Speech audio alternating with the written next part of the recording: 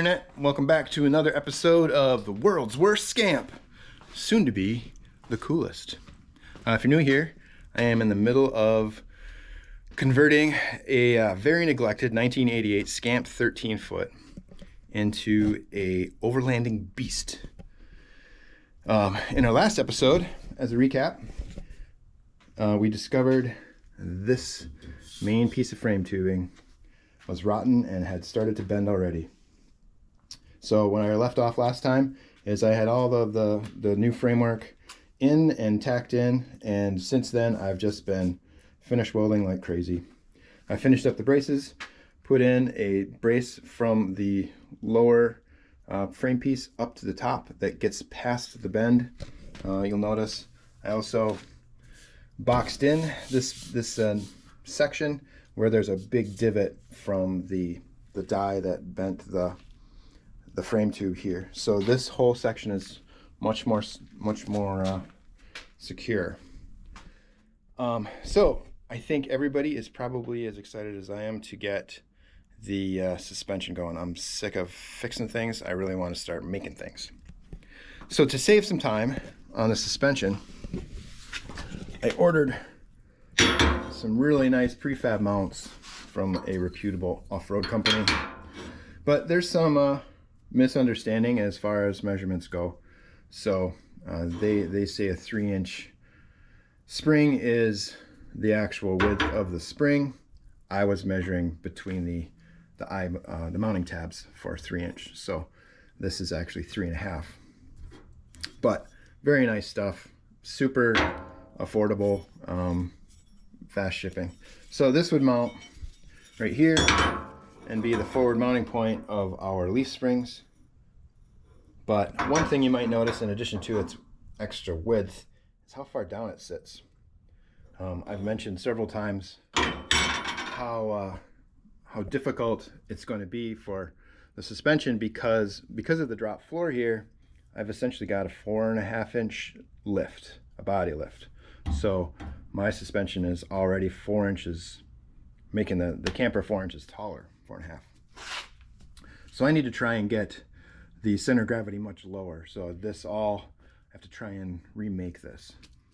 So I'm gonna make my own mounts that will mount approximately like this. The other thing that I like about this way is that I'll have a stress riser that goes horizontal with the frame rather than putting another weld here and here, which would be two more stress risers in a very impacty spot. Also got some gorgeous rear shackles and shackle mounts. These are 2-inch Dom tubing with poly bushings. These are just awesome, like super well made. But again, these are too big for the Tacoma springs. So I've kind of been itching for a project on my new lathe. So I think I'm just going to turn these down to an overall width of 3 inches, and these will be the rear mounts. Yeah, so take the cardboard Ada design and put it into metal.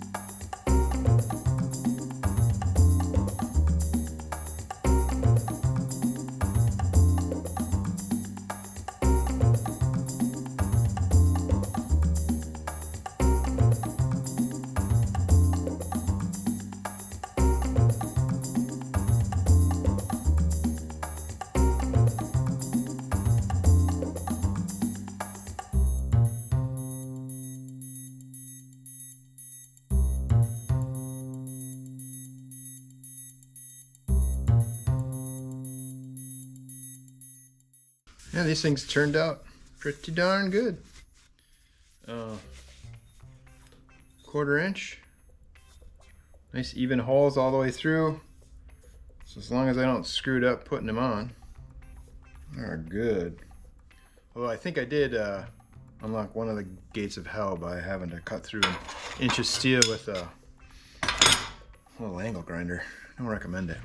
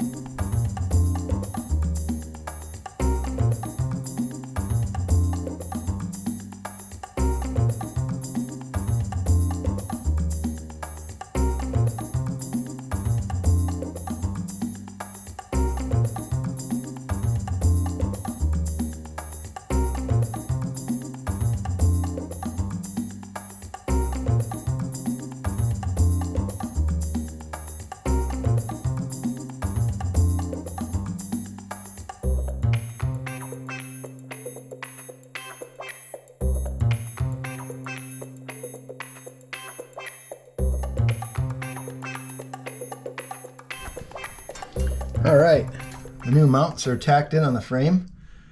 Got the springs bolted, axle in position. It's not bolted on yet, just kind of sitting there. There's a wood block in the back to kind of simulate where my shackles are going to be. I got a couple 100 pounds in the back end just to kind of see where the springs are going to want to be riding. So my main thing was to figure out where the springs are going to flatten out to for the rear shackle mount. And then I wanted to make sure that I had my front position good for the alignment behind the drop floor, so that there's plenty of room for the axle to travel up into this gap behind. Not going to hit anything. So yeah, it's really nice to see this thing with some bounce again.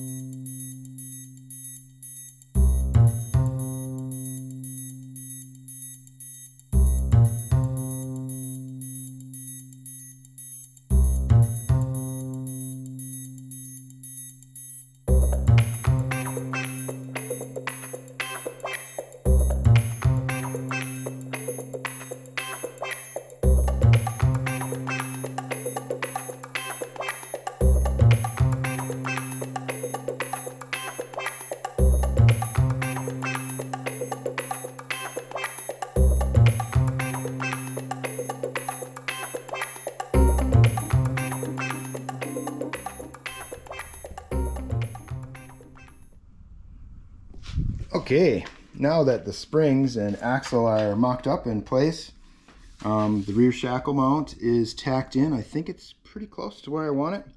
I really won't know until I finish up the mock-up. The next piece that I need is the spring and axle interface.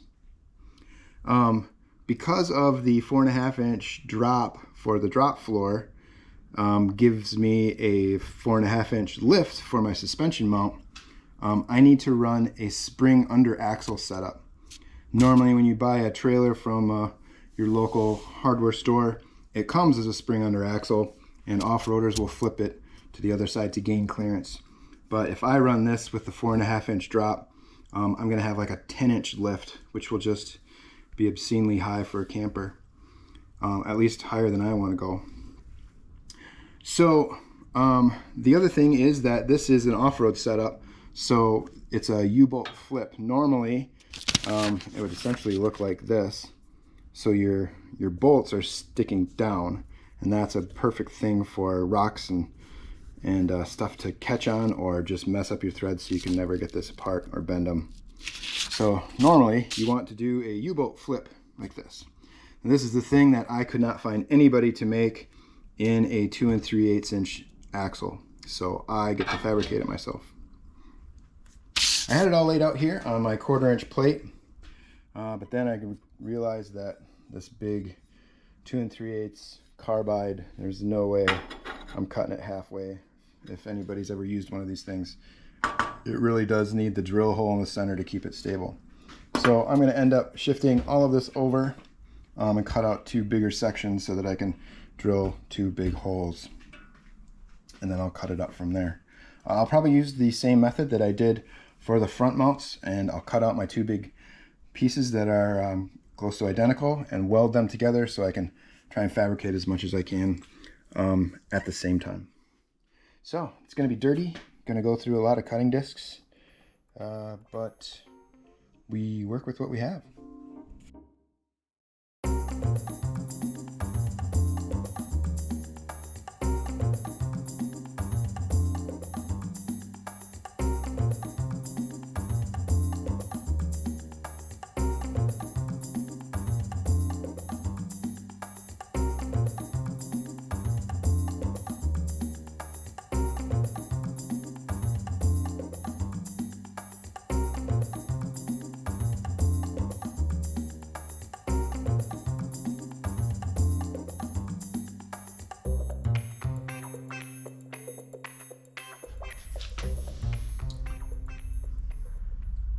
Those little carbide hole saws did pretty darn good, even in my 20-year-old drill press. I've never even changed a belt on it, so that's pretty weak.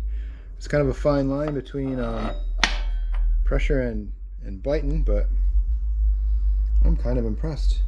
Definitely need to wear your earphones or ear protection, because that makes a racket. But man, it cuts a really nice hole. No paid promotion for me, but that's pretty impressive. Okay, so now I need to bend these into the proper shape, make a bunch of cutouts. So I've got a bunch of material to remove, but then since I don't have the plasma cutter, or I'm sorry, a CNC plasma, or a press brake that could bend 1/4 inch like this, what I have to do is I'm going to have to make cuts basically all along where I want to make the fold, except just leave the ends. So it'll be all along here, all along here, all along here. That'll let me fold it over in the vise, and then I can run a bead of weld across those cuts, and it'll theoretically let me keep everything in position and nice and square. So hopefully I have a steady hand.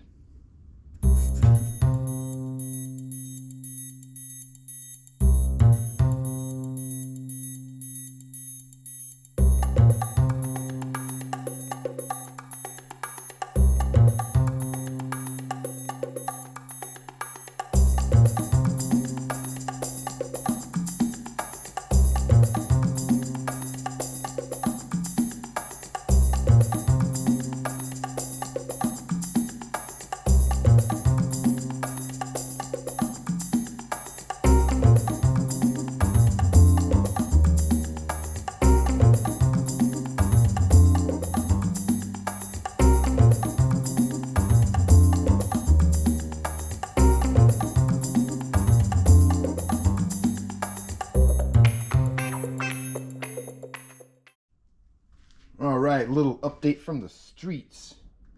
I got my scores cut in the suspension top plates. Went to the vise to go and bend them, and I was really struggling. They just did not want to bend. So I started off camera experimenting with my depth of cut, going deeper and deeper, and then eventually I went to just try and do a plunge cut straight through, so that all that would be left is just a little tab of metal on either edge of the cut. And no matter what I tried, as I bent it, I got to 45 degrees or so and would start to crack and break off. So I'm not sure if this plate is just harder than I'm used to, but normally that's a pretty slick trick with 3/16 or any other kind of metal strapping, is you just cut a nice square score across it and put it in your vise, and you can bend it over real crisp, and then just put a bead of weld back across that to reinforce it. In hindsight, I guess I probably should have just made these cradles. These turned out super nice with my weak drill and that new bit. They cut beautifully and they fit the axle beautifully. So I should have just made these, made the top plate separate, and made the side reinforcement, and then just welded it all up together. This did come out really square. There's no wobble to this. So in that regard, you can see how the inside has stayed nice and square. So that's kind of what it was supposed to do, but it just failed on all the corners. So yeah, I'm probably going to end up cutting this apart all the way. Doing the same thing for this one, is I'll just break it into its various pieces and then put it all together and weld it up. Yeah, I said this would be a learning experience, and I guess that's what it was.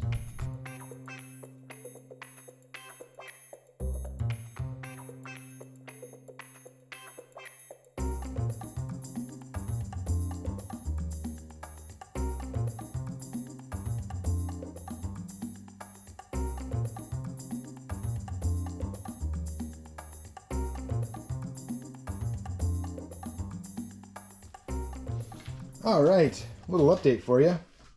You might recall my last episode, I invited you to stick around for this one because I said I'd probably be wasting a lot of steel. Well, I'm wasting a lot of steel. I'm not sure what I did, but as I'm welding up this first bracket, I thought I'd come over to the axle, double check my fitment and squareness, and I happened to notice there's an axle right in the middle of my U-bolt holes.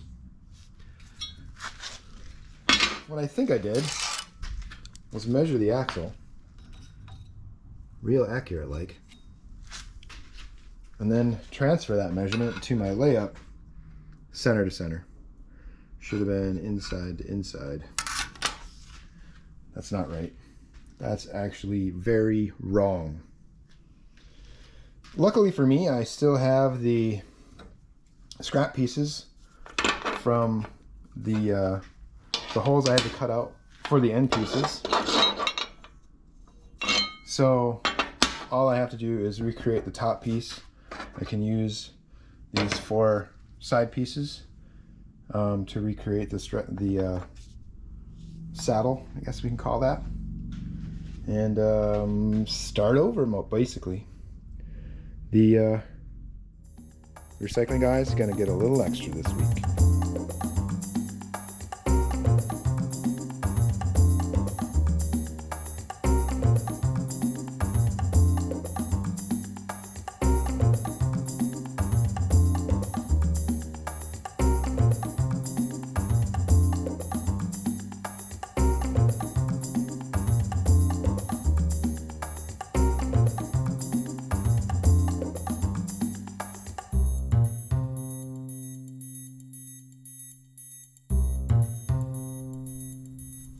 Big update. This is the first time the Scamp is sitting on its own weight on the new axle at ride height. So I've got the suspension bolted in with my new inverted spring under axle. mounting plates. I've still got to do some more bracing on them, but this is just kind of here for me to mock up and test everything. At flat ride height, I have a good amount of clearance behind the frame, so plenty of room for this to go up and down. Still going to be a bump stop in here, but once I trim off these giant U-bolts, I will have about 5 3/4 of up travel, and then at full droop it is about 8 1/2. So that's pretty good. With the rear shackles, my calculations came out pretty good. I was kind of hoping for a little more angle than this, but now that it's weighted and everything, I'm actually pretty happy with it. It rides really plush, and having a little more vertical increases the spring rate ever so slightly. So the next thing that I have to do is trim out the fiberglass to clear the new wheel. You can see here now finally the position of the new axle and the old wheel well. From my calculations, this line right here is full stuff, as far up as the tire could possibly go, and that's without the bump stop. So the surprising thing was that this measurement is actually below the OEM inner fender well, the top of that. So I totally didn't expect that, but that will really make things a lot easier on the inside if I don't have to go way up into where like the bed would sit or anything like that. So I think that's going to be my plan, is I'll just go up to the bottom of the original fender well and kind of smooth that all out to match the front and make it pretty in the back. Also calculated about a 30-inch departure angle with the tire on. Well, it's not on, but mocked up. So yeah, I think I will leave the video off here and save the big reveal of the tire installation for the next one. Moving along fast now. Thanks for watching.